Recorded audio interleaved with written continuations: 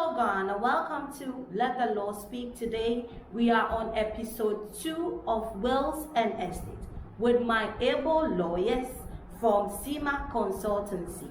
I hope you learned more from our previous episode. Continue to send in your messages and comments, and you can also forward in topics you feel you want us to discuss about, and we will talk about them. Let the Law Speak is brought to you by OGB Ride and Ghana Pan-African Teas. I would also like to know, how come make a lawyer? You were like, one would have to see a lawyer. Now, the person does not even have any lawyer friend. How does a person or such a person go about this? Yes. First of all, going about this matter, it may seem to be quite difficult, but it's a very simple matter. First of all, have the intention of going to do a work. Be convinced that you want to do it. It's not as if somebody is pestering you, on due duress for you to go and have a work. Sit down, look at yourself, and just decide that I want to do a work. Maybe from that point, whichever support or help you want, can talk to anybody. If you don't know any lawyer around, I can consult. And that is where it starts from. So you yourself, like the law will tell us, your menstrual and everything should be that you have decided to go for that exercise. And the law backs you. Added to that, walk to the lawyer and have a chat, and that is where the lawyers or the law will lead you as to how to go about it without it being corrupted or tainted by any other reshaping factors. So that is how it starts. Okay, so I would want to add to what my seniors are saying. So what the law says is that you should have the right. So anybody can set, know the properties you have, so you put them writing, and you have a sound mind. So you write it down, and then you go along with what the act says, what the law says. But the challenge is that because you are not a lawyer, you will not be able to have a valid law, because you will not be able to listen to the requirements of what the laws are saying. So it's better, though you may have the intentions of all the things that you rather see a lawyer, so that the lawyer will be able to guide you, help you to put it on paper in such a way that the will be valid if the court has to tell you. So add to that, what he said. You said if you don't have a lawyer friend, so that was your explaining, like you can just talk to people. Okay. But also these days, the Ghana Bar Association has a portal. We are all every single lawyer here. So how does one get access to it? Oh, once you can just have Ghana Bar Association portal. It has a list of all the lawyers. That's the all myself, we are all there. So it can help you locate and advise you. And it goes to support what my colleagues say. It is important that you go to a lawyer. I'm not touting for lawyers, but they have been schooled in the language to use. And you have to do the will within the umbrella of the Wills Act, and there are requirements. So even if you have the intention, and you have the beneficiaries in mind, and you have the property, there is a kind of language that has legal consequences which you must use. If you don't use that, you will see that, touch wood, when you are dead and gone, your intentions might not apply as you intended, because the language negates your intention.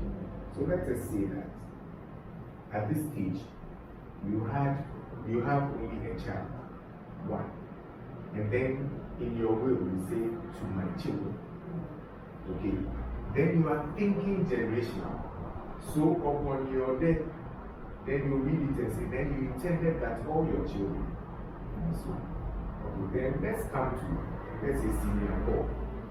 and he says that, okay, I leave this property to my wife and children. And then at the time that he's passed and gone, it is another wife. Maybe the previous one has left him or has passed. It's another wife. We have to now find within the context of that will to interpret his proper intentions. Did he mean it to be passed on to the wife at that time or any wife at all? So this one, you need the lawyer to couch the language well so it will capture his exact intention. That, among other things, is why you need a lawyer to do it. Okay. So in this case, you have managed to apply something little, and your intention or your thought is whether or not you can prepare a will. Is that the question? Yes. And that is why we have just already answered this question by saying that no matter what you think you have, it will surprise you when you are dead and gone how people can fight over your shirt. How some people can come and just use your headscarf. People will contend for it. But you can help everybody and all of us by quickly putting in a will all these that are happening. But once you engage the lawyers, it's the duty of the Lord to find out.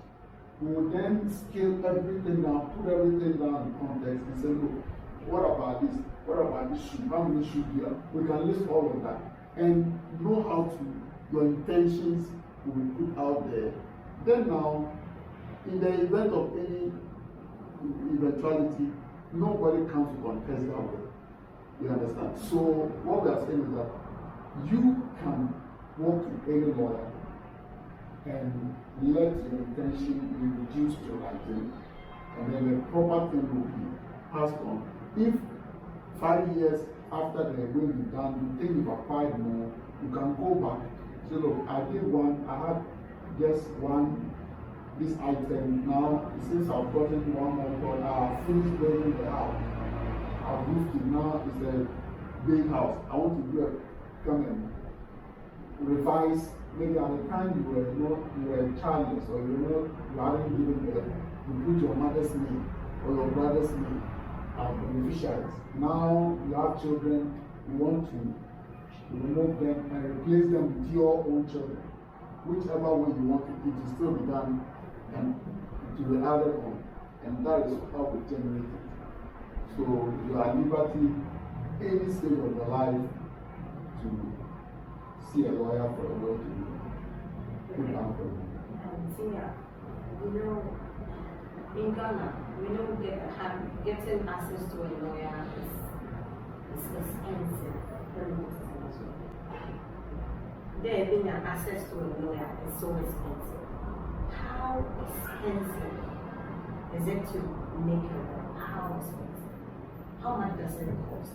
I don't know whether you can quote some figures you need, but how?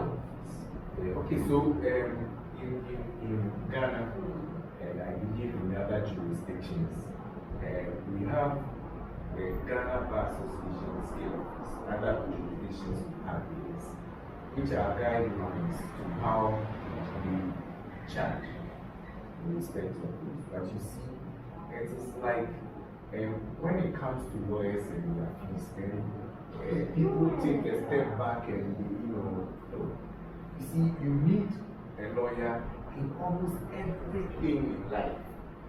You cannot go to a medical doctor and negotiate and say that, okay, I'll give you this so you look after, you check me out for malaria or COVID or something. You see, and this is the skill that we have applied. So you pay for the services to prevent you from spending even more to fix the problems after you are dead. Your people, your loved ones can spend 10 years in the courts litigating over who is entitled to what, when you could have prevented you at this work with the lawyer, paying the fees and letting him use his skill to do it. there are such cases. It's been running for over 15 years.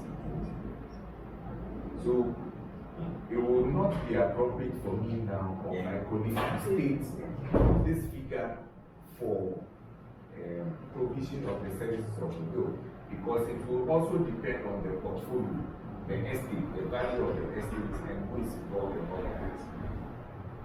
And the scale of fees keep changing. So if I put it now, I'm defining rubber bullets. Okay. And I want to add that it is not expensive, it's not that it's expensive. So you walk to a lawyer and explain or tell the lawyer your intentions as one, and let them see and say, you have a way to communicate to the lawyer. Just that when it comes to lawyers and their fees, and then a lot of us want to go back. But you go to a medical doctor, and then he gives you a prescription and takes care of you. You want to pay for yourself. So when it comes to lawyers, you have to do the see a lawyer, get the right thing, so that when you are there, you will not be fighting over the property for years. And then the rates will also depend on how complex the law is. What the things to give this one to this when we die, give it to this. So all the needs, yes, they create a lot of things. So how complex it is, how simple it is. So that means if a person does not have a lot of properties, that means it's not going to be that expensive. And if the person has acquired a lot of properties, it becomes so expensive. Is that I only use the word expensive. I only use the word expensive because that's what we are trying to communicate. Okay. It really isn't expensive, but relative to each other. Yes, one will definitely be more expensive than the other. But sometimes you can acquire a lot of property, for example, by a will is very straightforward.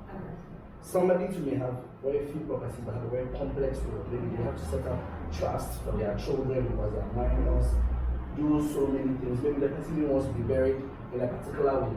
So like maybe herself, she wants to be buried in her hometown. So you can actually put all of that in the will. So many factors go into it. But the thing is, you would definitely be able to get a will. It's not impossible to get. It's not as expensive as people think it is. But like as Senior said, we just don't want to put a price on it because the scale of fees always change. What we are telling you, you could work out and then it has already changed. Yes. Okay, so you made mention about minors. Yes. When it comes to properties, let's say a woman or a couple died and leaving their kids, they are very under 18, let me say, and they have a will, or probably they don't. Let's say, let me just take it on both sides. Now, they have a will, the will is given to them, and all the properties were willed to them, their children. Now, what if the will is not given to them, or like there is no will? What can the law do about it? There is no will. There are two scenarios. Two scenarios. One, there is a will, but the beneficiaries are minors. Exactly. At the time the will is created, your children will be minors. So those are the things the lawyer or the lawyers will take into consideration. Because all those language and all those will be part of the crafting of the will. So that even if both parents die simultaneously before they attain 18, all those things will be contained in the will. Yes. So once that will is, activated due to the death matter, then whoever is going to execute the will or administer the will will go by the intention of the testators. Now, the second scenario is where there is no will. That is what makes it very complex. Now, in this situation, I will give this local example. For instance, you've traveled and it goes this is one bread. You get to someone, you know, those were the bread we request from our parents. We buy the bread from someone, we get home, the children say, share the bread, share it for us. And they say, no, wait, the next day you are no more. The bread is lying down. If Usapeni walks in, he is to share the bread. Now, your estate falls into an interstate matter. So now, it's like a scenario where the Usapeni is now coming to determine how to share the bread to your children. The question is, will he be able to share the bread the way you would have shared the bread to your own children? That is the scenario we create if we don't do that way. So there are always challenges. So depending on each family or whichever setting you find yourself in, you could have a bad situation or a good situation. So the best thing is to have the will. Yes. Is without the will, can something be done? Like, can something be done for the kids? Yes. So probably the family will take over those properties. Yeah. So. Yes.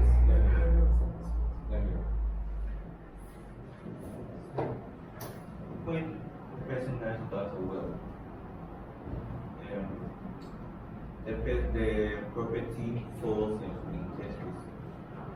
So when that happens, that is covered by the Intestate Succession Act, PNDC Law 111. And under the Act, there are certain, the law practically divides the property for you in certain situations. If there's a wife and children, if there's a wife and no children, if there are parents of the deceased, all these come into consideration. So there are specific divisions, how much the percentage of the property that's supposed to go to a particular person. So the Intestate Succession Act deals with all these situations. So to add to what he said, if you die without a will, as he rightly said, it's forced into intestacy. And so there are, as he said, there are ratios or percentages which are allocated. Before I get into that, I want to specifically answer a question about the children. If you look at PNDC Law 111, it says that if there's a minor that's undergoing training and education, even if there was a will, you didn't make provision for him, reasonable provision can be made. So if you die intestate, reasonable provision can be made for the education and training of your children. That's the first thing. But to your specific example, both parents are dead, if you understand what you're saying. There is no will. So with that particular one, what the law does is it divides your property into 4. 3 out of the 4 goes to your children. The 1/4 left will go to your parents, and what they call the customary successor. Normally that will be taken over by the family. So as you rightly said, is that the next of kin? the customary successor is not the next of yes. It's not the next of kin. It's the fans will say maybe the partner or maybe you add like something like that. But she's not like that. You know, in some customs they always probably get one particular person that inherits you. So that's the customary successor. Okay. And so with this, let's say the kids, they are minor, but they have someone who can say they are and the person takes over. What can I just want to know how does the law works on this? Because if let's say you have kids that are that are below 18 and someone takes over and properties and the person does not even treat them well, the person does not take care of them well, what can the law be done? Because sometimes it's so hard to break it. We've got a lot of issues like that. So what can we do? These issues they normally happen because a lot of us are not educated on it. This issue has actually been resolved for a very long time now. Okay. A lot of us don't know it. So there's this thing called trust, which I mentioned earlier. We have an express trust. That one, you yourself, you can say, put in senior poor and then senior, that's in charge of my properties. They are just holding it on behalf of your children. They do not acquire ownership in it. The actual beneficiaries are your children. In the other example you give, you guide intestate, alright. They say 3/4 go to your children, but because they are minors, they can't hold on to it. Somebody will control it on their behalf. By law, that also creates a trust. That person cannot, for example, sell the property without the consent of the children. He's just holding it on behalf of it. But you know, in reality, it happens. They will end up selling the property sometimes. They'll deal with this like that, the actual owners. But really, it's because we do not know that that person doesn't have the right to do so. Sometimes that's why they take advantage of us, and then we also don't take steps to vindicate our rights, because you don't know. You're like, oh, let Papa William, no, my head, no man. But really, that Japadia was yours. He was just supposed to take care of it till you were old enough to manage it on your own. Yeah, so normally trust just deals with that. So, I still want to know what can be done to a person like that, the one who took over the properties till these kids are old enough to take it. I just want to know what can the law be done to these people, new people here. Now, or mismanaging properties. Okay. And if the person is not able to take care of the kids, is not paying the fees, is not, doing all those things for the kids, what can be done to this person or such a person? That's what I want to know. Yes. You see, the law is very clear. Okay. If you die intestate, then all your business goes under PNBC or 111. That's what I meant by the additional. Okay. So the PNBC or 111 becomes the additional in the house now to now determine so many things for you. Now the difficulty here is that if, for instance, the children are minors, like we said, the customary successor is supposed to come in. Is coming in not to enforce the law, as it were, but is coming with that traditional understanding that Mina may be idea. Now, in trying to treat the children as per the law, they end up rather mistreating the children. There is a case in which a scenario of this nature happened. The administrators or the Bishop said, well, we don't have money. The man got involved with maybe had the old debts and all that. Well, we've done the funeral, there's so much debt, we have to pay off those just debts. So the only thing is to sell the property. But in selling those property, they need to go to court to acquire early, before they can even touch the disease estates. But these are the challenges we find that most people don't do. The only way to get them is to get somebody to act on the behalf of the minors. Maybe go back to court and use the proper channels to address such things. But sometimes the difficulty is that people say, oh, Mr. Penny, why do you take your percentage to court? And then common simple. So these are the challenges we have. But normally, the right of the minors is even protected under the Children's Act. That the best interest of the child is what should pertain. But invariably, we get very overbearing. Sometimes they even go and they throw the children out of the house, the property. They throw them out. And they take control and say, well, we are now the proper legal persons here. But that is against the law. So adding to that, you see, as my senior said, there's trust. So you are holding the property in trust for the children. So when the children attain 18 years, now you have to have an account to them. So if you breach that trust, the children can take it the support staff for breaching you or doing something else against the interest of them. I think my senior will be going to talk about criminal aspects. Yes, so as he was correctly alluding to, what he and Paul are talking about is the civil side. So what can be done? You, the beneficiary, the children, well, that's what they're saying. You can go to court. That's one side. That's what we call the civil. You don't want you yourself you are pursuing the matter, for example. Then there's also the criminal side. In Ghana, if you are a trustee, as in you are a trust has been put in charge of the trust, and then you appropriate it, meaning you now make it yours or you sell it to a third party, whatever the case is. There is an offense called fraudulent breach of trust in Act 29, as a Criminal and Other Offences Act. So you can be prosecuted and you can go to jail for that one. So there's a civil side and then there's a criminal side. So that the civil side is what's the about. Thank you. That is what I wanted. You want you know what? Yes. That is what I wanted to know. Like they said, it is a duty that has been proposed. You are just a legal person. You are not the beneficiary of whatever is there.